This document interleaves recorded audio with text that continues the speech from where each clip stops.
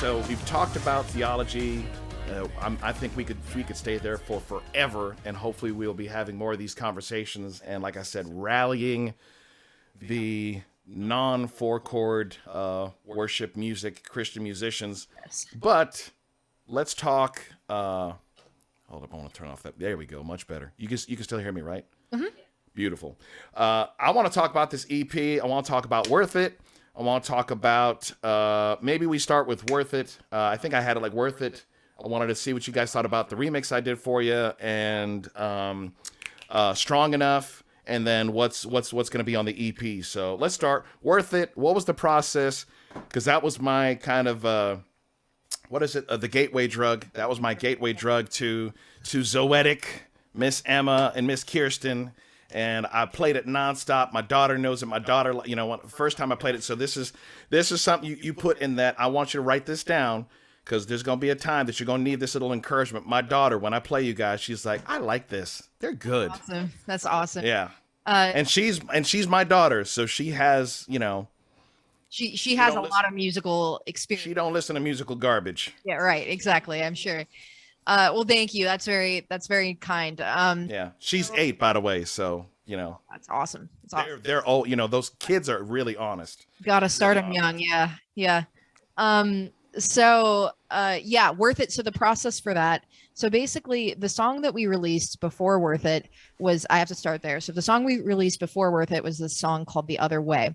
And it was kind of the last song that we released that was more in the prog rock type of genre. And the thing is that I was very ambitious with my songwriting and my ideas on that, but I didn't have the production skills to really make that song the best that it could possibly be. And so we worked really hard on that song back in February, and we submitted it. And my marketing guy got back to me, and he kind of blasted me over that song and told me a lot of tough things to hear. And it was mainly things about production. It was like, you got to level up here, because this is not going to cut it. And I want you guys to be successful, and this is just not going to cut it. And so he told me that tough thing about that song, one of the best things I've ever been told, really hard to hear. I think sometimes the things that are most beneficial are the things that are the hardest to hear. And for a couple, we need coaches, not cheerleaders. Yeah. Yeah. For a couple weeks after that, I didn't want to have to do anything with music, or like write it or release it or produce it or anything. And then after that, I was like, okay, I got to overhaul everything. And so I was producing on my PC for The Other Way. I was producing on my PC through Reaper, and basically everything was audio. I didn't even know how to use any MIDI or anything. Like, I had no idea what I was doing at all. And that's what all of our old work was. And then after that, I was like, okay, I'm going to buy a Mac. I'm going to buy Logic Pro X. I'm going to figure out how to use MIDI. I'm going to figure out everything that I can. Not just that, I'm going to learn how to produce pop. I'm going to just go take myself to school and learn as much as I can about how to produce in that way. And I watched all the YouTube tutorials. I watched everything that I could, and just spent months not even writing. Wasn't even writing. I was learning how to use the Logic, and I was producing my favorite songs. So I would listen to a song that I loved, and then try to reproduce it through Logic the best that I could. Some of them went really well, other ones went really poorly, but at least I was like learning.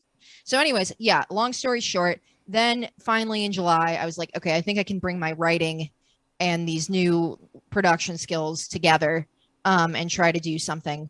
And that was when I started to produce Worth It. It was very scary, because it was the first time I'd ever produced in Logic using these tricks, using these things. I'd never done it with original music before. But luckily I have a strong songwriting and arranging background. And so that I could put the production skills in with that and make something interesting, I thought. And so from the beginning, even though I was very nervous, I started to hear what was happening with Worth It, and I was like, oh, this is different.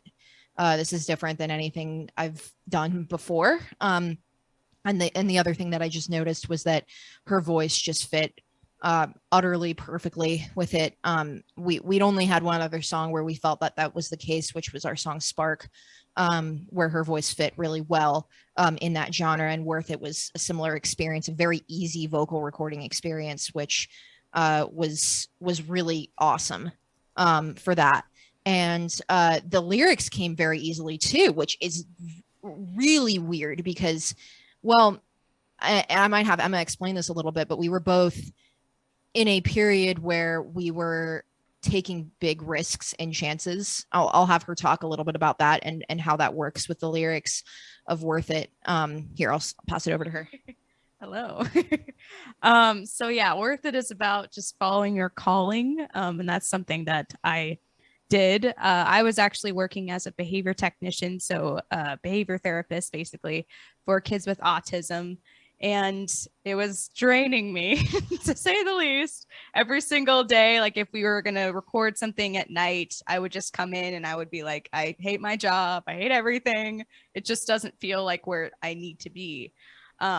So I decided to resign from that job, and not thinking that I would, do part-time with Zoetic or we would turn this into what it is today.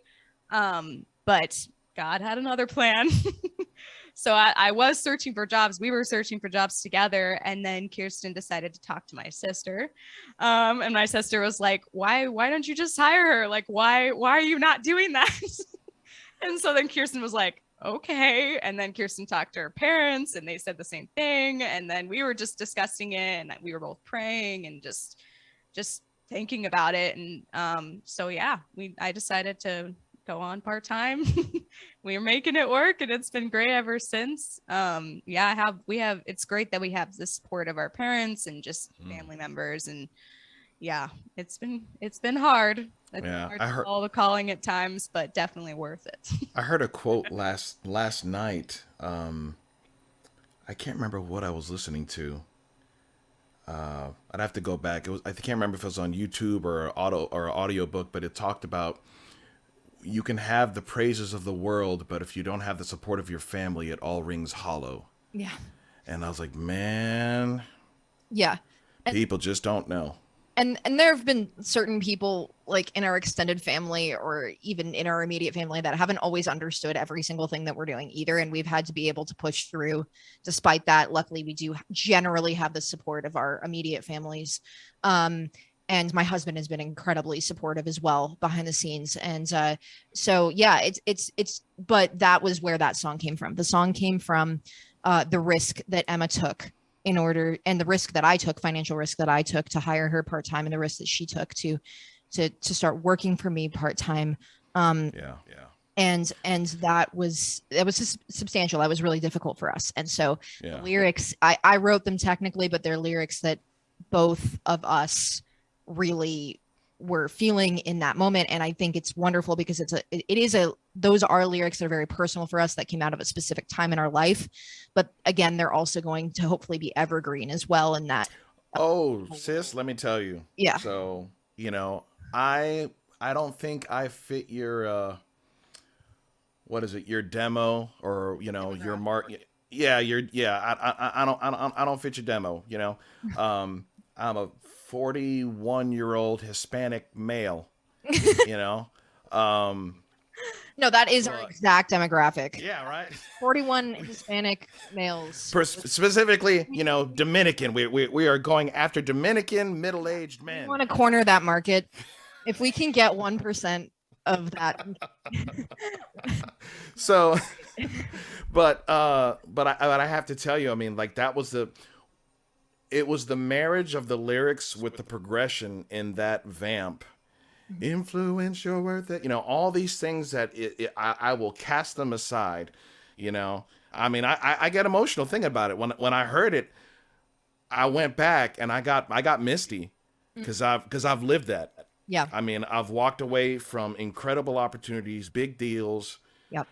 All sorts of stuff. And evergreen. I'm telling you, sis, that song is going to hit people. That's why I did that remix, because I love that song so much. I was like, man, I want to just kind of just do it and put some of my flavor on it just so I can be a part of it. Cause that there's so few songs that you hear them. Like when the first time I heard I Give Myself Away, I was like, I wish I'd wrote that song because that's my heart. And I give myself away. I actually always do it in a medley with I Surrender All. Yep. It's the same song. It's the same message. The same message. Yep. So that, like, worth it. I mean, and that's the gospel. You know, we want to hear well done. It's, you know, hey man, store up riches there where moth and rust cannot destroy. So it's gonna be worth it. That's Exactly. I love that song, y'all. I love that song. Well, we can tell because I was going to tell you that. Thank you so much for the remix. We both listened to it, both checked it out. You know, you spent a really long time on it, and that is really flattering for us. I mean, it's really, really cool to see the song be redone in that way. You may have spent longer on it than we did. No, you didn't. But maybe, I don't know. I did like 90% of it live on YouTube. So if anybody wants to go check it out, like see the whole process of what she had to go through to, you know, what they had to go through to create it.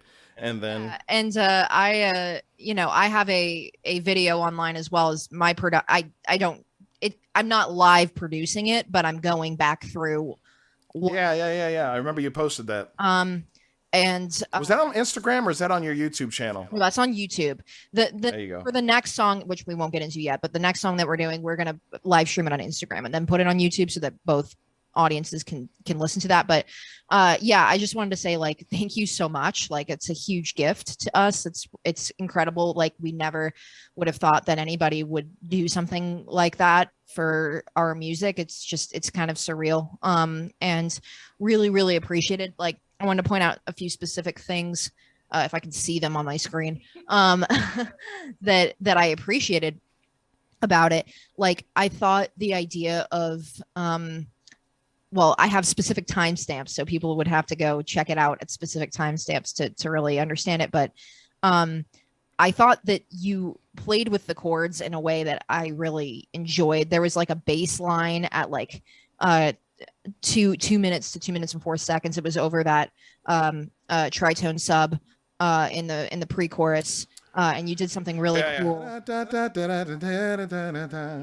Did something like in the bass over that. That was really, really cool. That I didn't think of that I wish I had. So that was awesome. And that's that. Thank you for that compliment. I'll take that one. It's very hard for me to take compliments. So yeah. And I thought the chords, there were like a couple of stab chords at 142 that was like ba ba. I'm not singing, I can't sing chords, obviously. Oh yeah, the in the second verse. Ba, ba, da. Yeah.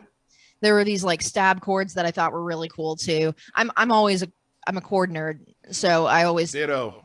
I always notice chords and what are done with those. You know, I thought bringing horn into it was cool. It made sense. Like, I played saxophone for like a couple years in high school or whatever, but not to the level where I'd feel confident like putting it into a song. And so anytime we ever do horn hits, it's like those keyboard horns, which don't sound very good. Like, we have some samples that can be okay, but I generally stay away from horns because I don't feel confident. Well, now you have somebody to add horns for you that can play horns. And also, like, it does change the style of the songs themselves when you add that in. And so that's always an arranging consideration. But I thought it sounded really good with the horns. Obviously, you're a talented saxophonist, and it was cool to see that put in there with that. And I was trying to think of, let me look. Oh, yeah. So, like, I don't know if you can answer this, but what synth bass did you use for? Because it sounded like there was like really heavy synth bass. Or yeah, so track it as a live bass. So I'd have to stop my vocal recording, but I'm 90% sure. So there's 3 different basses that I added. Yeah. There's a bass in the verses that's I think, and in the vamp I stacked all 3. So there's 2 different synth basses. I'm using Trillium, by the way. Okay. If you don't have Trillium from Spectrasonics, that's start. You got yeah. A sample pack. Please come. It's not a sample pack. It's a VSTI. Okay.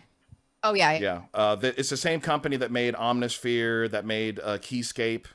Got it. So if you're not familiar with Keyscape, and you I'm familiar. I'm also very poor, but I'm familiar. No, no, no, no, no, no, no. You just don't have the money for it right now. Don't. We No. try to Now let the poor say I am rich, sis. Come on, let's go back to that Dawn mowing. I was gonna say we make do with what we can. I just bought a ton of new virtual instruments, so we're learning how I feel you. to use those. But yeah, I get Well, it. No, that's cool. Yeah, I've been doing this for 20 years, Yeah. so Yeah. I am at your disposal. You know, Awesome. I mean, Awesome. seriously, like text me and be like, "Hey, man, what do you think about this?" And be like, "Well, that's cool, but check this out." Because I have buddies that do anyway. They do all that stuff. So yeah, I'm pretty sure in the Vamp I stacked all three, and it was a slap bass and two different synth basses. One's really aggressive, one's kind of just subtonal. So yeah, that's what I did. I've gotten to the point where I've started to stack basses too, and stack kick sounds, and sometimes Stack you have to snares. in order to get the right sound that you're looking for, and that's like an arrangement technique that I've just started to kind of get into in this past year. But yeah, that's really cool. I want Emma to talk to, because Yeah, Emma. I want to know if Emma liked the me changing her note at the end of the song. Oh yes, I that was definitely surprising, but I like it. Yeah. I wish that. See, that's why I would have loved to like. What I wish I could have like seen your reaction to it, because Feel like, whoa. you are the reason. Yes. Yes, I like that. Yeah, I know, I really like Yeah. that. I also just like I'm not like the production person. I don't know anything about it basically. But I do love how each chorus was just different. Like the strings from the first chorus, I loved. Oh man. And just how complex you made it. I think it's one of those songs where like you listen to it and you notice different things every time, which is like one of my favorite things about like listening to music in general. Like you don't listen to a song and like hear it all at the same time. Like it's one of those things.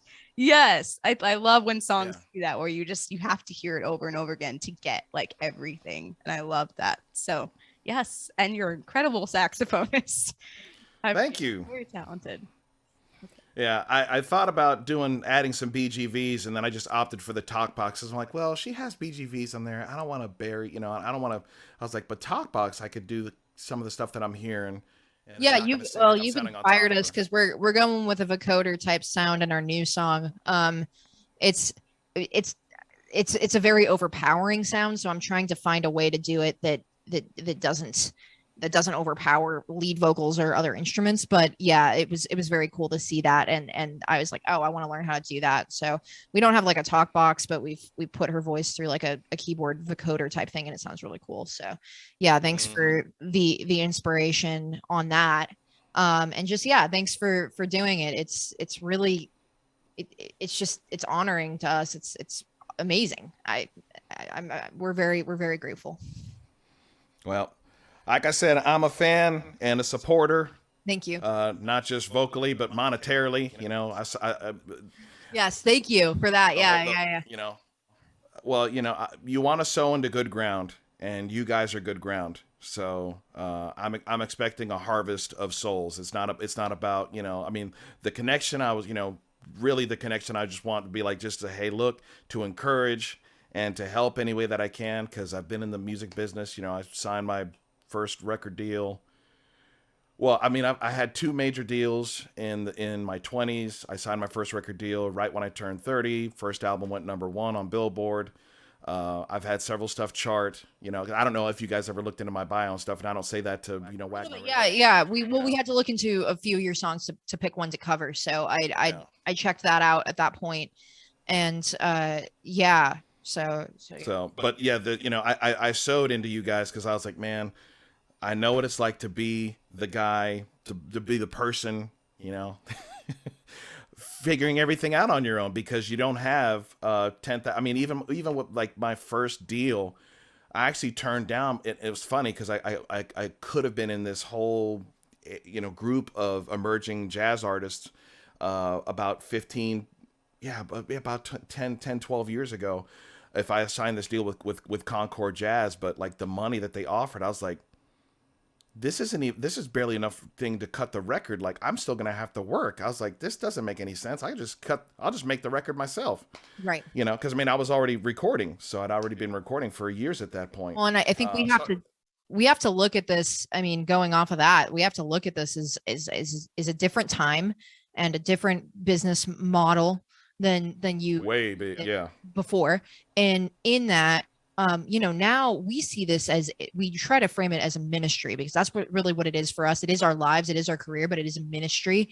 And in order, I mean, the thing is that other than that, we're self-funded in order to be able to do that. And so the funding that we get from people, it really is like supporting missionaries in a way. It's not missionaries that are going out, you know, to Africa or anything, but it's just, you know, that's how this is our mission, and this is what we care about. And, you know, I used to feel guilty about doing things like that Kickstarter and things of that nature. But we're not pocketing the money. It's the money's going directly into music creation and things that need to be funded. And so we've realized that is a worthy cause, that is a worthy goal, and that, you know, when you put it that way, people will get behind it, you know. Absolutely. There's a fellow jazz monster. This guy, he's played with Chick Corea. He's now teaching. He's his doctorate. He's teaching at University of Florida. His name's Jose Valentino. Jazz, what does he play? Saxophonist and bassist. Oh, nice.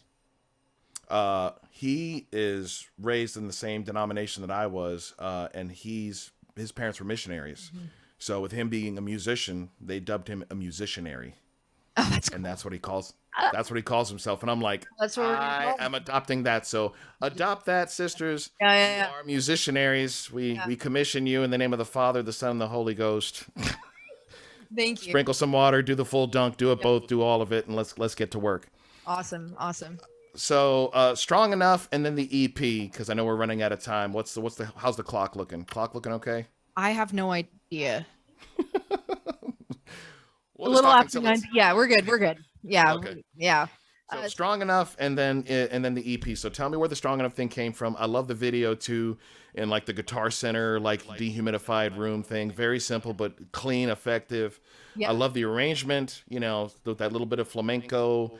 You know, kind of a little bit reminded me of Acoustic Alchemy. I don't know if you guys ever heard that jazz group. So Strong Enough to Break for me was my Reach song. In that Reach production wise, I would say it's actually not the most complicated chord wise or anything like that, but production wise, it was a Reach for me, because piano's my first instrument, synth is my first instrument, anything key based, and I've always played guitar, but just for fun. You know, I teach guitar too, but I was like, what would it be like to have a song that is based around the guitar, just one, you know, to try that, and the acoustic guitar specifically. And that was hard because I had to learn how to record the acoustic guitar and figure out how to do that. And I'm sure I could have done it better, but it was all trial and error for me. And it came out well, sis. It did. Yeah. So that was Strong Enough to Break was another thing where Worth It was tough to produce because I was just learning how to produce everything in Logic, and Strong Enough to Break was tough because of the actual arrangement itself and the actual usage of guitar and making guitar prominent. I was just trying to get it done to expand out my comfort zone. I always feel like as producers and musicians, we should be expanding out our comfort zone as much as we can. You know, this song that we just finished now, the new one, was the first one that I really felt like I was in my comfort zone, which was really nice. But Strong Enough to Break was definitely a reach for me. The solo was a reach. Everything was a reach. But I'm really happy with how it turned out. We're happy with it. It was just a funky I wanted to do something like really funky with like this like hardcore like kind of groove. I wanted to use basses for that. I layered basses in order to be able to kind of supplement the guitar in there. And the message on Strong Enough to Break is basically what we were talking about before without going too much into it. It's just basically like when you're told that you cannot say things that for all of human history everybody's known to be true, then like at some point there needs to be a breaking point with that where we just say enough. Like it's not about your feelings anymore. It's about what is true, what is false. And when you start making me compromise truth because of feelings, then that is that's not going to work. long term for the flourishing of society. It may spare your feelings in the short term, but it's not going to work for the full flourishing of society. And so history proves that. That's not even that. You don't even have to go to the Bible to see that. You can just look at the cycles of history. Yes. I mean, all of the horrible events that have happened throughout history have started with the suppression of truth at high levels, filtered down through the population. And so anyways, I wrote it about that. It's not a specifically religious song, but I think it is in a way, because it's like, as Christians, we are required to stand for truth. Now we do so with love, with grace, with patience, with mercy, but boldly.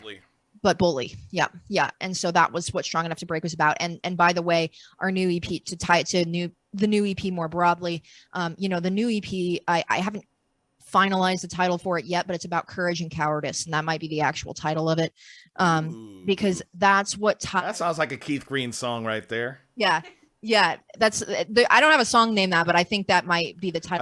I think you might need to write it. If not, I will, or maybe we will. But courage and cowardice, man, that's what really ties together Worth It and Strong Enough to Break. They seem like they're completely different lyrically, but they're not, because both are about, they're very much related. They're both about aspects of courage, different aspects of courage. And to tie that into our new song that we just submitted for mixing like 2 days ago, we just finished it. It's called Imposter. I think that's the working title, but I think we're going to go with it. And Imposter is about it's about church leaders compromising the Bible in order to be liked. So it's specifically about church leaders. Like, I have a song that I wrote with my first Christian group called Hypocrite. There you go. Yes. Similar.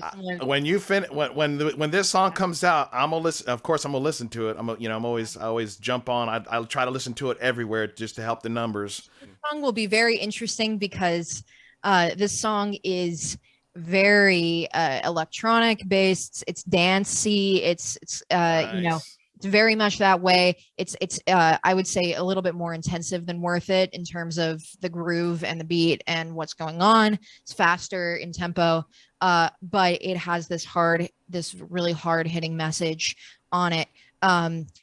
Is this the one with the vocoder? Is that a separate song? Yeah, so this is the one with the vocoder at the end. And then we have a fourth song too that I have not finished writing yet. I'm going to finish writing the lyrics and then it's going to go into production. But that fourth song is about a fourth aspect of courage. So all four songs that are going to go on the EP are going to be about different aspects of the theme of courage and cowardice. Imposter, Strong Enough to Break, Worth It, and this fourth song, which I have not titled yet. But the fourth song is a little bit more about a personal courage, of the courage to continue to live and raise your kids and have friends and pursue the Lord in the midst of difficulty, or in the midst of worldly difficulty. So it's more of a personal thing about the courage to continue and take one more step each day and continue to take baby steps or whatever. Sometimes God requires giant leaps, right? But continue to move forward for the kingdom every day, and to not miss the beauty that's all around you in the here and now, through nature, through the Lord, through relationships and family and friends, because everything in the world is so crazy. That it's kind of like that. It's about having the courage to be in the moment and to take the next step forward, even when everything around you is falling apart, everything in the world. So that's going to be the fourth song, which is more of a personal deal.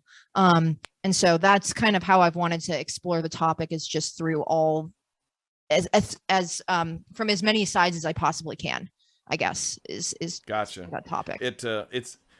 It stuck there for about 4 or 5 seconds. But I only missed we got the gist. We only got exactly. Emma, is there anything you want to add about the EP, the songs, before we wrap up the part of the interview that I'm going to put out there for everybody? I'm excited to. I don't think I've actually heard the last song. But this last song, like, we finished it in like half a day. Like, it was at least vocal recording. You did not finish writing it or anything like that. That would be a miracle. But yeah, so I think it both came naturally to us, and we were, I read the words and I was like, oh, Kirsten, you're going. She's going there. Anyway, you'll hear it and you'll see. But yeah, so I'm excited to just see it all come together. And thank you so much for your support. It means so much to us. It really does. Yeah. And go, I would encourage people in your audience, Imposter is going to be out on March 4th. Go check. I mean, you can't check it out now, but if you're watching it after that point, go check it out. Go check out our other music was already out in the meantime. Worth It and Strong Enough to Break. I'm sure he's promoted it plenty, so where I don't have to. But that goes without saying. Well, I'll be promoting it more, and this is basically a part of why I wanted to do this is to help promote it for you guys. So follow him on guys, go listen to them and hit the follow button. Don't just go listen to their songs. Like, follow them on Spotify, Apple Music, Amazon Music, wherever it is that you listen to your music. Go to their what's your website? So I would say that the best things to do for us that help us the most are follow us on Spotify. If you have Spotify, obviously, if you have another streaming platform, you can follow us there as well. But Spotify, definitely. Instagram is where, we have a website, but it probably doesn't get updated as regularly as it should. So Instagram is where you're going to get the most from us. And the most updates from us, I would say. So yeah, we have an Instagram, we have a TikTok as well, Zoetic_music on both platforms. Obviously you can find our YouTube channel as well. So I would say that the 4 main things that we focus on are Spotify, Instagram, TikTok, and YouTube. And so that would be where I would stress the following, although there are other platforms you can find us as well. Yep. Cool. All right, everybody. So go check them out. I'm sitting there looking like trying to look somewhere else. Like I got to look in the camera. All right, y'all. Show Zoetic some love. If you're a believer, keep them in your prayers and, share their music to people that, they want to hear good music. Share people that need to hear these messages, believers, unbelievers, and thank you guys so much for this time. Keep on doing what you're doing. I appreciate you. Gonna keep on showing you love. And that's it for all you guys. I'm gonna talk to them for a quick minute and then thank you for having us, Gabriel. Thank you. It's very appreciated. Well, Jesus loves you, and so do I, and Jesus loves everyone else, and so do I. So God bless.